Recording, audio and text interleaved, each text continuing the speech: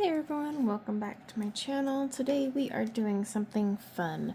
We are taking one color and making multiple colors. In fact, this single color here is going to make 7. Now these are 7 of my favorite mixes to do with Prussian Blue. Am I limited to 7? No, I actually had to cut myself down because I was going to do 15. And then I thought, you know what, a little bit of an overkill. We're going to do 7 of my favorites, and these are actually palette fillers. Like, this Prussian Blue is one of my favorite colors, by the way. Very versatile. Any brand will do. Daniel Smith is one of my favorites, but I actually really enjoy Roman Schmal's Prussian Blue and Da Vinci. Da Vinci has a very nice one. I have a whole Prussian Blue comparison video, though, so go check that out. But today we are going to mix up these 7. I have a little thing here, and I'm going to first get all the Prussian Blue swatched out to save us some headaches, and then we're going to make mixes and I will show you what they can turn into, and it'll be pretty fun. So let's see what Prussian Blue can become. Okay, so our first little mix here is lemon yellow and Prussian Blue. Now this is a really fun one. I personally enjoy because it creates a very nice bright green, and then of course, you know, the more you water it down or the more you add more yellow or more of the Prussian Blue, it can change, but we're just doing 50-50 mixes for this. So next we are on to yellow ochre. I really do like yellow ochre. It's a very lovely color. So we have our yellow ochre and our Prussian Blue.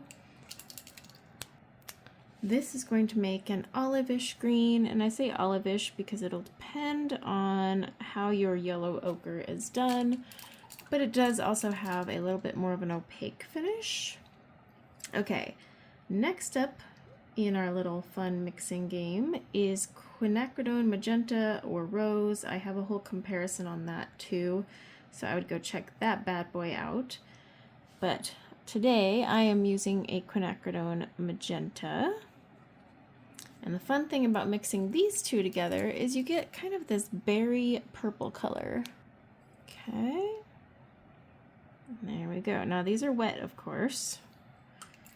Now the next one is alizarin crimson and Prussian Blue. Now one thing I do want to talk about while I'm adding some alizarin crimson to my palette is if you want to mix purples, you actually want to mix your purples with magentas, not reds.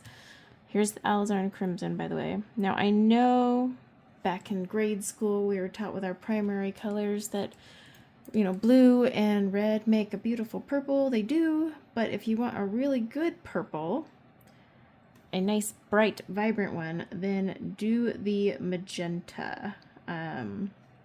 So I have quite a few mixes I do with magenta to create my purples, and in fact I will probably do a whole thing on that, but just so you can see, here is our deep plum. So see how it's more definitely a plum color. Wow, real creative there, right? Okay, now dioxazine violet mixed with our lovely Prussian Blue. Now this is like what I call a galaxy color, and I do actually have a galaxy palette that we're going to mix up later this month. But when you take these two together, you get this really pretty like midnight blue color. Let's just add a little bit more water to that. So again, we're just doing 50-50 mixes, but just that hint of Prussian Blue turns it into this midnight blue. So it's a really fun one. Okay, this next one is going to be an interesting one if you've never tried it, but I really enjoy mixing my earthy tones or browns into my Prussian Blues. So I have my burnt sienna, which you can see right here. And yes, we are going to take that and make a stormy gray, which I know you're probably sitting there like, wait, what now? It's an interesting gray. It has a lot more blue to it, obviously, but again, you want to make sure you do kind of like the 50-50 mix here so that you get that gray color. And I'm actually sitting here mixing it until I want to show you, because this one is one that you can easily mess up, but I'm like really getting that blue in there. And then I'm gonna just take a tiny bit more blue. And as long as you do the 50-50, you should get a stormy gray. If you do a little less, well, you'll get something else. But see, check out that gray. Woo! Okay, you ready for this last one? That's right, you see a sap green mixed with a Prussian blue, and you're probably thinking, well, don't you mix Prussian blue with colors to make greens? Yes, but when I want a nice dark pine color, I take my sap green and I mix it with Prussian blue. I absolutely love, by the way, color mixing. It's one of my favorite things, if you didn't know. But that's why I'm doing more of these videos, because I love mixing colors. Look at that. Oh, that is just an amazing green. Okay, so I'm gonna let these dry though, because again, these are wet. Never judge paints by their color, or never judge a paint while it's wet.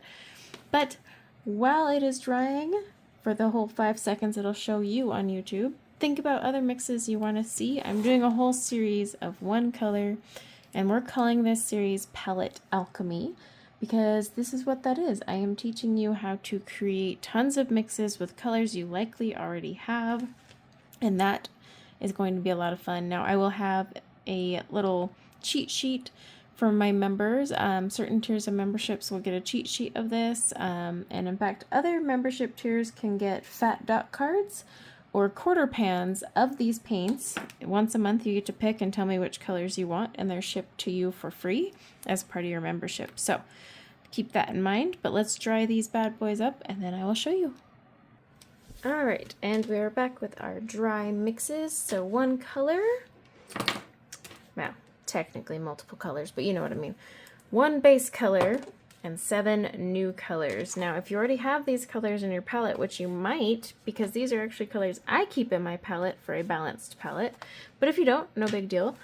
But look at, you can now create either another little section and mix them up, or create a little quarter pan, but you've just added a bright green, an olive green, a berry purple, which, by the way, I know you're like, well, if I have dioxazine, not quite the same. Look at this. That nice reddish tone to it is just so nice. And then you have a nice deep plum color, which is perfect as we get into fall. I know it's July, but I'm ready for fall. And then you have this midnight blue, stormy gray. So if you don't have a gray in your palette, this is a good way to make it. And yes, hint, hint, I actually have a video coming showing you different ways to make different grays without ever buying a gray, because you actually don't need to buy that one. You don't need to buy half of these, but that's, besides the point. And then for your dark pine, mixing those together. So there you go. We've just made 7 more colors using our single Prussian blue and colors that are likely already in our palette. Now, again, like I said, this is a new series. Will they always be 7? No, some will actually be more. I was actually really tempted to do a whole palette, like create a whole new palette, starting with this and mixing, but time and life. But I am going to be doing a color mixing series. I will be doing themed sets, so galaxy mixes, nature mixes, botanical mixes. We're going to have a lot of fun with that. And then of course we'll do like just single colors, so maybe I'll take yellow ochre next time and mix it up. It's just a way to show you how to get more out of the colors you have. Now also keep an eye out, because I am destashing my watercolors. I have too many watercolors, as I'm sure you guys know, and I need to destash them. Now I will be doing the palette pieces, so the dot cards and the quarter pans for my members, but then a lot of older colors are going to be destashed. So I'm going to do a whole watercolor collection video, which I've been working on, and a destash, and then you can go buy some of these tubes, because I have so many tubes of paint, by the way, that are barely used, because I do comparisons and then I end up with tons, And funny enough, when I go to make these, I can't seem to find any of my colors I need. I have like 15 lemon yellows. I did a lemon yellow video, for Pete's sake. Where'd they all go? No idea. And that's why I'm going to do that watercolor collection video, because I will find them all. So let me know what color you'd like to see next, or a theme. Do you want to see some galaxy? Do you want to see greens? I can just mix up a ton of greens using some colors. Do you want to see purples? Do you want to see leaves? Do you want to see sky blends? Do you want to see quinacridone rose or any of these? That's the beauty of this. Pick a color, pick a theme, we'll find a way. Until next time, guys, take care. Bye now.